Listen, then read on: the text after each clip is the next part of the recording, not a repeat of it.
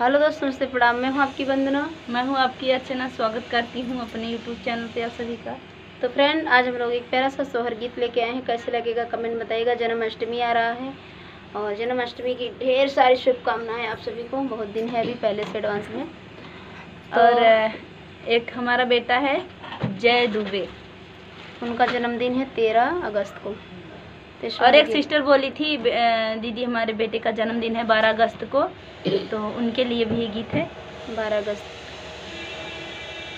12 माह के दिनवा त दिनवा सुहावन त दिनवा सुहावन हो बहिनी भोरावा जसल के पियासल बनही बना भटकई बनही बना भटकई हो बहिनी मोरावा जसल के पियासल बनही बना भटकई बनही बना भटकई हो। बाबा खोली देता चनना के वड़िया के लई बेटी बाटिनी पियासल बेटी लवटिनी हो। बाबा खोली देता चनना के वड़िया के लई बेटी बाटिनी पियासी बेटी लवटिनी हो। नहीं बाटई घरवा में पनिया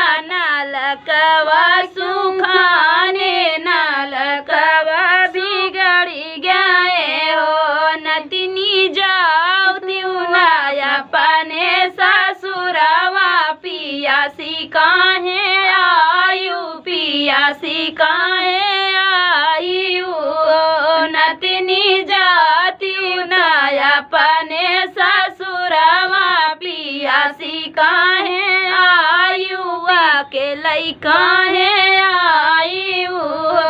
इतनी बचन बेटी सुनली त नए ना ललित भाई नए ना ललित भाई ओ बेटी अपनई पापा लगे गईली के वड़िया खोला वही के वड़िया खोला वही ओ बेटी अपन पापा लगे गईली के वड़िया खोला वही के वड़िया खोला वही ओ।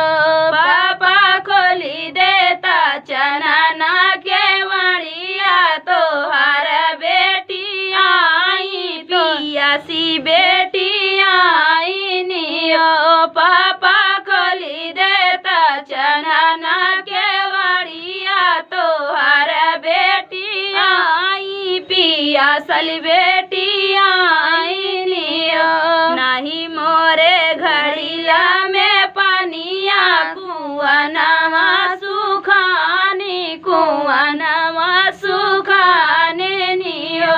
बेटी माया तोहरी गई नाई हरवाया पने घर जाती अपने घर जाती हो। बेटी माया तोरे गई नाई हरवाया पने घर जाती अपने घर जाती हो। इतनी बचन बेटी सुनली त मनवा दुखित मनवा दुखित भाई बहिनी